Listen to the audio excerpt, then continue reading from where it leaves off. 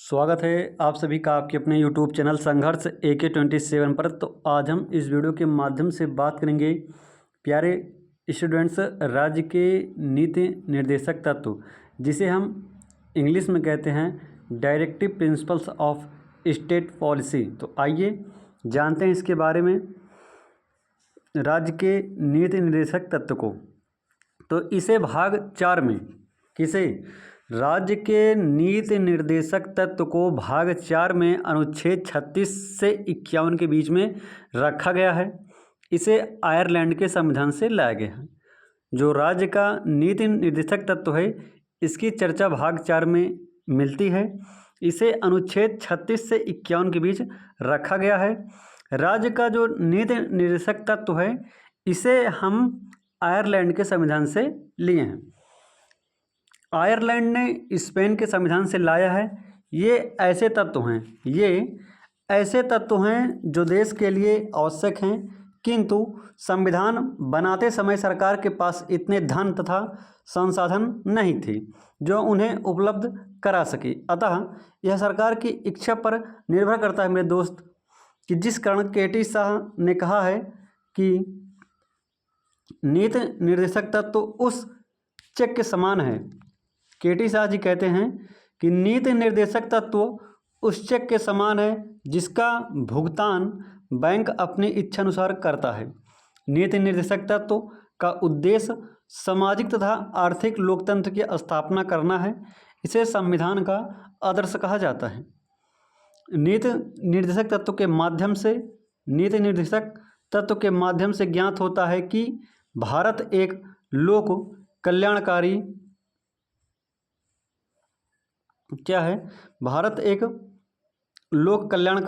राज्य है। अनुच्छेद 36 में कहा गया है कि नीति निर्देशक तत्वों के संदर्भ में राज्य की परिभाषा। नीति निर्देशक तत्वों के संदर्भ में राज्य की परिभाषा ये कहा गया है अनुच्छेद 36 में। किसमें कहा गया है? अनुच्छेद 36 में।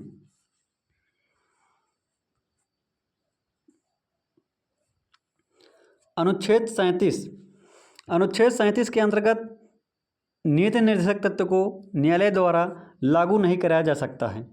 अर्थात नीति निर्देशक तत्व न्यायालय द्वारा परिवर्तनीय नहीं है या वाद योग्य नहीं है।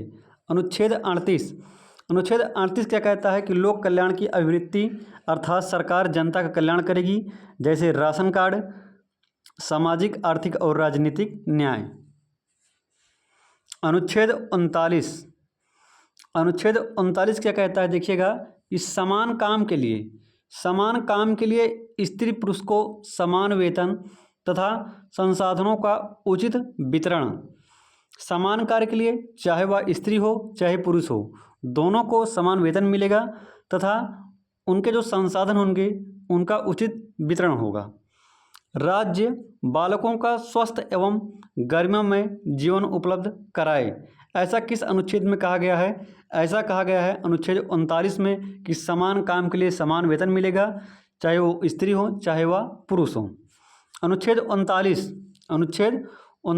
का निःशुल्क विधि यानी कानूनी सहायता किसमें है? अनुच्छेद 39 का है। ये जुड़ा कब? तो ये जुड़ा है 42वां संशोधन 1976 में जुड़ा अनुच्छेद 39 का। अनुच्छेद 39 का में है क्या कि निःशुल्क विधि मतलब कानून सहायता। अनुच्छेद 40 मोस्ट इम्पॉर्टेंट क्वेश्चंस आपके एग्जाम में देखने को मिल सकता है आपको कि अनुच्छेद 40 में क्या है। तो अनुच्छेद 40 में है ग्राम पंचायतों का संगठन। ग्राम पंचायतों का संगठन किस अनुच्छेद में कहा गया है, किस आर्टिकल में कहा गया है? तो आर्टिकल 40। अनुच्छेद 41 कुछ दशाओं में सरकारी सहायता प्राप्त करना। अनुच्छेद 41 जैसे वृद्धा पेंशन, विधवा पेंशन, विकलांग को साइकिल। जो विकलांग साइकिल पाते हैं, जो विधवा पेंशन पाती हैं, जो वृद्धा पेंशन हमें मिलती है, वो किस अनुच्छेद में है? तो वो है अनुच्छेद 41। अनुच्छेद 41 के अंतर्गत ही कुछ दशाओं में सरकारी सहायता हमें प्राप्त होती है। अनुच्छेद 41 के अंतर्गत ही हमें कुछ दशाओं में सरकारी सहायता प्राप्त होती है, जैसे वृद्धा पेंशन, विधवा पेंशन, विकलांग को साइकिल। अनुच्छेद 42 न्याय संगत कार्य की मनोचित दशा तथा प्रसूति सहायता उपलब्ध करना, जैसे गर्भवती महिला द्वारा कठोर शारीरिक श्रम न करना। गर्भवती महिला द्वारा कठोर शारीरिक श्रम न करना, ऐसा किसमें कहा गया है? ऐसा कहा गया अनुच्छेद 42 में। इसी के अंदर होता क्या है कि जितनी भी हमारी गर्भवती महिलाएं होती हैं, वो चाहे सरकारी नौकरी पे हों या किसी प्राइवेट सेक्टर में हैं, उन्हें क्या कर दिया जाता है? उन्हें छुट्टी मिल जाती है। उन्हें क्या मिल जाती है? उन्हें छुट्टी मिल जाती है। अनुच्छेद 43 निर्वाह योग्य मजदूरी। अनुच्छेद 43 में कहा गया है कि निर्वाह योग्य मजदूरी अर्थात इतना वेतन दिया जाए कि परिवार चला सके, इतना वेतन दिया जा सके कि परिवार चला सके। अनुच्छेद 43 में कहा गया है। अब हम जानेंगे मूल अधिकार तथा नीति निर्देशक तत्व में क्या अंतर है। तो देखिएगा, मूल अधिकार और नीति निर्देशक तत्व में अंतर क्या है। देखिएगा, मूल अधिकार को यूएसए से लिया गया है। मूल अधिकार को कहाँ से लिया गया है? मूल अधिकार को लिया गया है यूएसए से। नीति निर्देशक तत्व को लिया गया है आयरलैंड से। मूल अधिकार का उल्लेख है भाग 3 में। नीति निर्देशक तत्व का उल्लेख है भाग 4 में। नीति निर्देशक तत्व का उल्लेख किस भाग में है? भाग 4 में है। मूल अधिकार कैसा अधिकार है? तो मूल अधिकार नैसर्गिक अधिकार है तथा जन्म से ही मिल जाता है।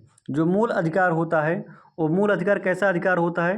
तो नैसर्गिक अधिकार होता है जो हमें जन्म से ही मिल जाता है। वहीं बात करें नीति निर्देशक तत्व की, तो नीति निर्देशक तत्व नैसर्गिक नहीं होता है। सरकार इसे लागू करने के लिए बाध्य नहीं है। बात करें मूल अधिकार की, मूल अधिकार न्यायालय द्वारा परिवर्तनीय तथा वाद योग्य है।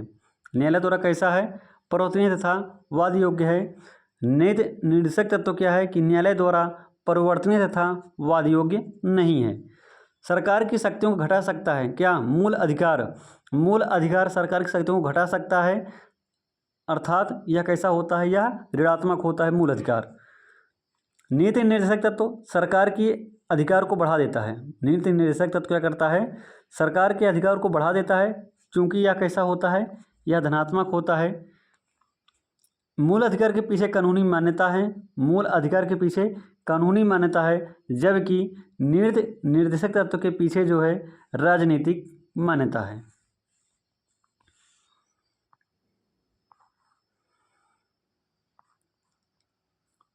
बात करें मूल अधिकार की, तो मूल अधिकार क्या होता है? मूल अधिकार का जो है निलंबित हो सकता है। मूल अधिकार निलंबित हो सकता है, लेकिन नीति निर्देशक तत्व कभी भी निलंबित नहीं हो सकता है। मूल अधिकार व्यक्ति की भलाई के लिए है। वहीं बात करें हम नीति निर्देशक तत्व की, तो यह समाज में भलाई के लिए है।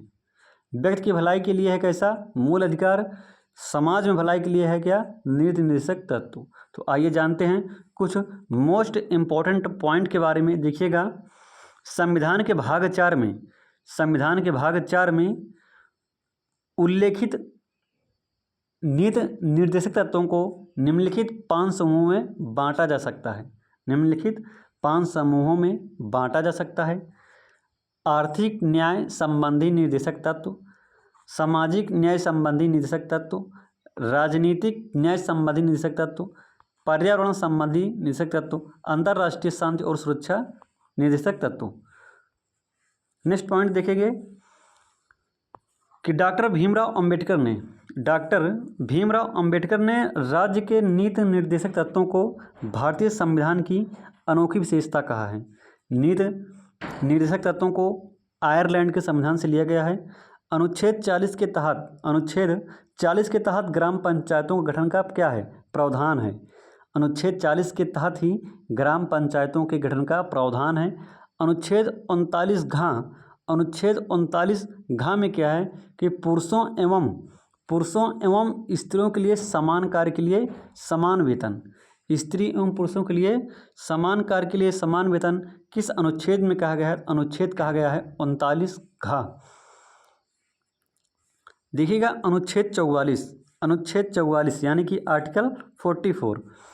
तो आर्टिकल 44 में क्या है कि समान नागरिक संहिता का प्रावधान है किसमें? अनुच्छेद 44 में।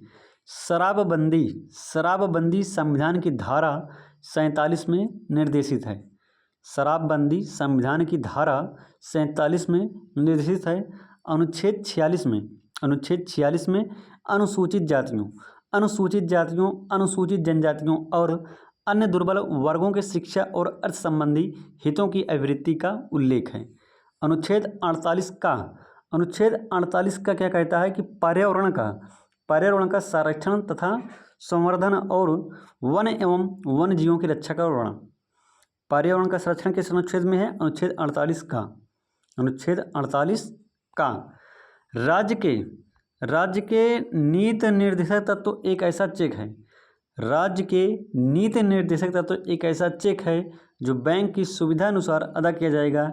यह कथन जो है केटी शाह जी ने कहा है कि राज्य के नीति निर्देशक तत्व एक ऐसा चेक है जो बैंकों की सुविधा अनुसार अदा किया जाएगा। किसने कहा? इसे कहा केटी शाह जी ने। 42वें संविधान संशोधन कब हुआ था? 1976। 42वां संविधान संशोधन हुआ था 1976 द्वारा। टकराव की दिशा में नीति निर्देशक तत्वों को मूल अधिकारों पर वरीयता प्रदान की गई। अनुच्छेद 43 में कर्मचारों के लिए निर्वाह मजदूरी का प्रावधान किया गया है। तो आई होप मेरे दोस्त एक छोटी सी वीडियो आप सभी को भली भांति प्रकार से समझ में आई होगी। तो ज़्यादा से ज़्यादा मेरे वीडियो को लाइक करिए, शेयर करिए और हाँ, मेरे यूट्यूब चैनल संघर्ष AK27 को सब्सक्राइब करिए। इसी तरह से जानकारी प्राप्त करने के लिए हमारे इस यूट्यूब चैनल के साथ बने रहिएगा। Thank you. जय हिंद। वंदे मातरम।